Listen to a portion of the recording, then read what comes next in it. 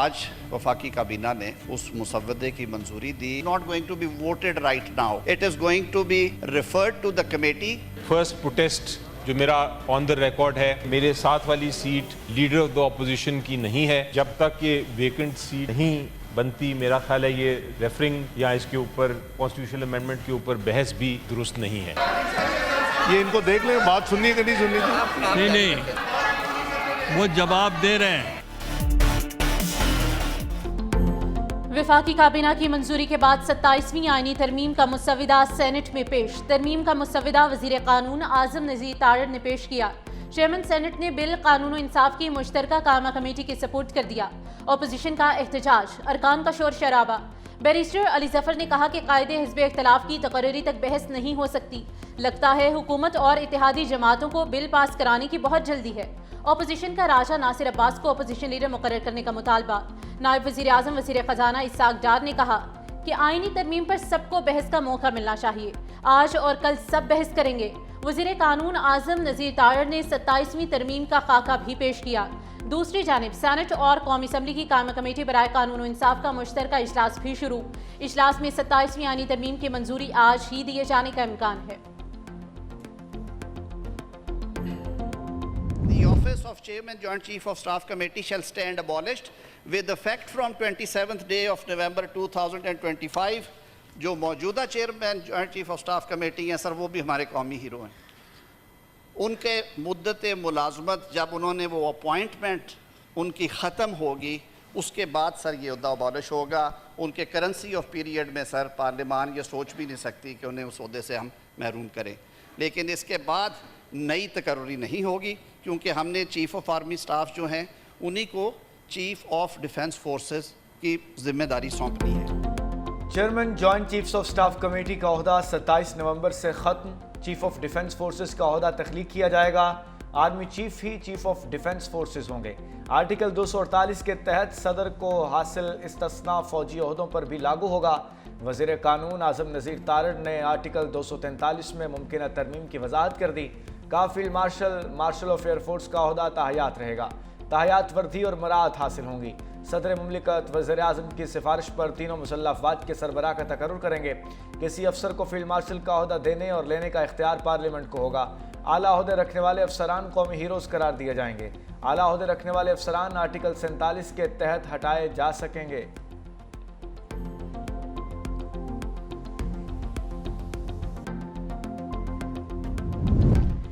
ستائیسویں آئینی ترمیم کا مسودہ منظر عام پر آ گیا. 27ویں ترمیم میں 48 ترامیم شامل. چیف آف ڈیفنس فورسز کا عہدہ تخلیق کرنے کے لیے آئین کے آرٹیکل 243 میں ترمیم تجویز ہے.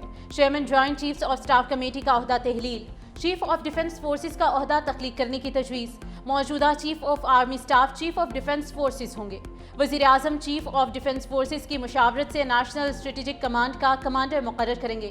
آئینی ترمیم میں وفاقی آئینی عدالت کے قیام کی تجویز دی گئی ہے. سپریم کورٹ سے آئینی اختیارات واپس لے کر وفاقی آئینی عدالت کو دیے جائیں گے. وفاقی آئینی عدالت آئین کی تشریح اور آئینی تنازعات کے فیصلے کرے گی. آئینی عدالت کے فیصلے ملک کی تمام عدالتوں پر لازم ہوں گے. از خود نوٹس کے اختیار سے متعلق آئین کا آرٹیکل 184 ختم کرنے کی بھی تجویز ہے. سپریم کورٹ صرف اپیلوں اور عمومی مقدمات کی عدالت رہے گی.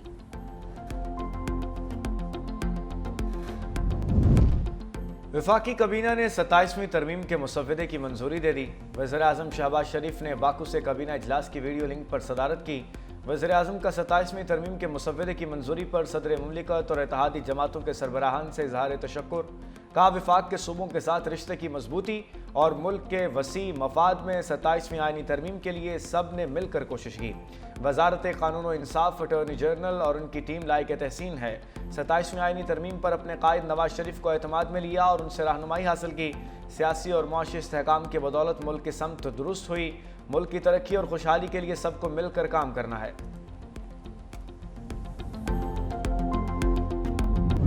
یہ کو اسٹرکچرل ایک سینٹرل کمانڈ قائم کر رہے ہیں، اس پہ اسی طرح ہی رہے گا، لیکن وہ ایک یونیفائڈ ہو جائے گی. جو انڈیا کے ساتھ ہماری جنگ ہوئی تھی اس میں یہ محسوس کیا گیا کہ ماڈرن آج بھی ورلڈ میں جو وارفیئر ہے اس میں ایک سینٹرل کمانڈ ہونی چاہیے.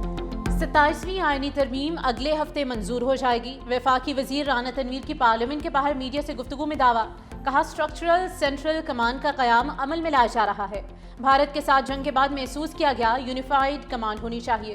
NFC سے متعلق ترامیم کو مؤخر کر دیا گیا ہے۔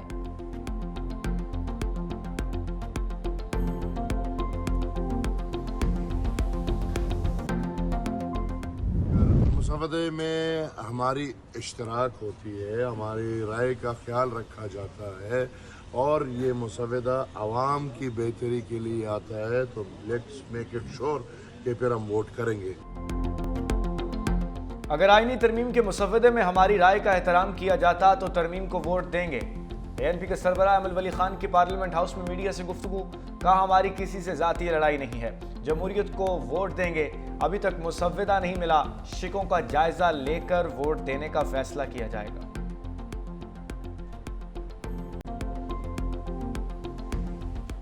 اور لوکل گورنمنٹ کا نظام ہم چاہتے ہیں۔ ہم نے اپنی ترمیم، آپ کو یاد ہوگا آئین کی، پچھلے سال جب 26ویں آئین کی ترمیم پاس ہوئی تھی تو اس کے فوراً بعد ہم نے جمع کرائی۔ موجود ہے ڈرافٹ ہمارا پورا کا پورا، اور پارلیمنٹ کا حصہ ہے، اس کو دوبارہ یہاں پر پریزنٹ کریں گے۔ ہم لوکل گورنمنٹ کا نظام چاہتے ہیں۔ متحدہ نے اپنی ترامیم 26ویں آئینی ترمیم کے وقت ہی جمع کرا دی تھی۔ MQM پاکستان کے رہنما فیصل سبزواری کی پارلیمنٹ میں میڈیا سے گفتگو، کہا ہمارا ڈرافٹ اور بل پہلے سے ہی موجود ہے، 27ویں آئینی ترمیم کے ساتھ 28ویں ترمیم کیوں نہ پیش کی جائے، اصل بات ترمیم کا ایوان میں پیش ہونا ہے۔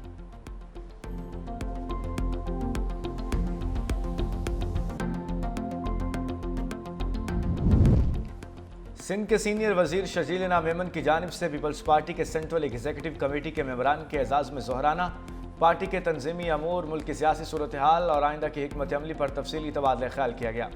شرجیل انعام میمن نے شرکاء کو سندھ میں جاری ترقیاتی منصوبوں سے آگاہ کیا۔ انہوں نے peoples bus service, EV bus service, Sindh peoples housing foundation اور تھر کے توانائی اور ترقیاتی منصوبوں سے متعلق بریف کیا۔ کہا موجودہ سیاسی چیلنجز کے باوجود پیپلز پارٹی وفاق کی علامت کے طور پر اپنا فعال اور تعمیری کردار ادا کرتی رہے گی۔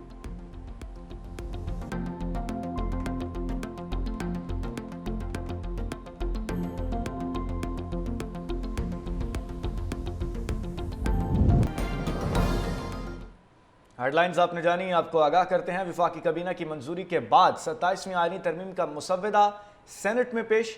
ترمیم کا مسودہ وزیر قانون اعظم نذیر تارڑ نے پیش کیا۔ چیئرمین سینٹ نے بل قانون و انصاف کی مشترکہ قائمہ کمیٹی کے سپرد کر دیا۔